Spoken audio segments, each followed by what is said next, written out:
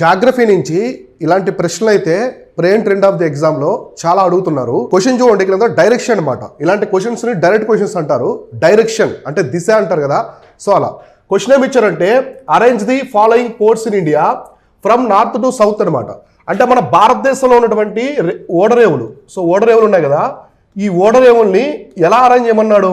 North నుంచి సౌత్కి arrange చేయమన్నాడు. అంటే మనకి ఉత్తరం నుంచి అనమాట. సో ఉత్తరం నుంచి దక్షిణంకి ఇవన్నీ కూడా ఆర్డర్లో పెట్టమన్నాడు. అంటే ఉత్తరం నుంచి దక్షిణంకి. ఇక్కడ ఏమి ఇచ్చారు చూడండి ports: Kandla port, Visakhapatnam port, మార్మగాము, ట్యుటికోరిను, మంగళూరు. సో ఇవి మీరు పెట్టాలంటే ఫస్ట్ ఖచ్చితంగా ఇవి ఏ ప్రాంతంలో ఉన్నాయి మీకు తెలియాలి. అంటే అవి రాష్ట్రాలు కావచ్చు, యూటీస్ కావచ్చు, ఏదైనా సరే. ఫస్ట్ మనం రాష్ట్రాలు చూద్దాం. సో కండ్లా పోర్ట్ అనమాట. సో కండ్లా పోర్ట్ అంటే దీన్ దయాళ్ ఉపాధ్యాయ పోర్ట్ అని పిలుస్తారు దీన్ని. సో ఇది ఎక్కడుందంటే మనకి గుజరాత్లో ఉందన్నమాట. సో కండ్లా పోర్ట్ అనేది గుజరాత్ రాష్ట్రంలో ఉంది. సో విశాఖపట్నం ఎక్కడ ఉంది? సో ఆంధ్రాలో ఉంది. సో ఆంధ్రప్రదేశ్లో ఉందన్నమాట. సో తర్వాత మార్మగావ్ పోర్ట్ ఎక్కడ ఉంది? సో గోవాలో ఉంది, గోవా రాష్ట్రంలో ఉందన్నమాట. ట్యుటికోరిన్ ఎక్కడ ఉంది? తమిళనాడులో ఉంది. సో ట్యుటికోరిన్ వచ్చేసి తమిళనాడు రాష్ట్రంలో అయితే ఉందన్నమాట. మంగళూరు ఎక్కడ ఉంది?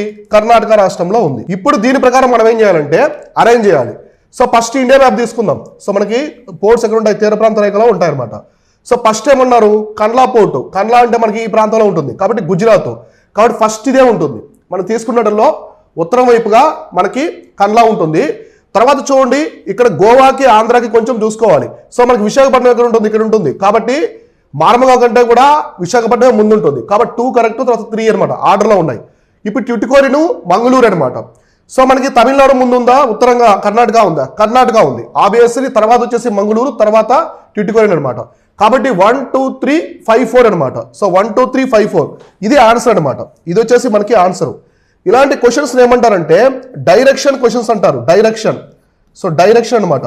అంటే మనకి north to south, south to north, అలానే వెస్ట్ టు ఈస్ట్, ఈస్ట్ నుంచి వెస్ట్కి ఇలా అరేంజ్ చేయమని చెప్పేసి జాగ్రఫీలు అడుగుతూ ఉంటారు. చాలా ట్రెండీ క్వశ్చన్స్ అనమాట. ప్రెజెంట్ ఎగ్జామినేషన్ అడుగుతున్నటువంటి ప్రశ్నల్లో ఇలాంటివి ఎక్కువ రిపీట్ అవుతూ ఉన్నాయన్నమాట. ఇలాంటి ప్రశ్నలు చాలా ఉంటాయి. అవి శిఖరాలు కావచ్చు, నేషనల్ పార్క్స్ కావచ్చు, ఇలా అడుగుతారు ఎక్కువగా.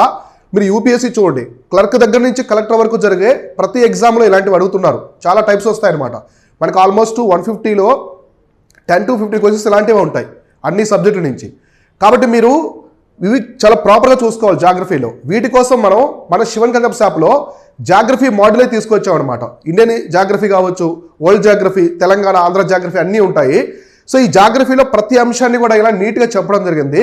తక్కువ టైంలో మీరు సబ్జెక్ట్లో ఎలా స్ట్రాంగ్ అవ్వాలి అనే లక్ష్యంతోనే మన మాడ్యూల్స్ అయితే ఉంటాయన్నమాట.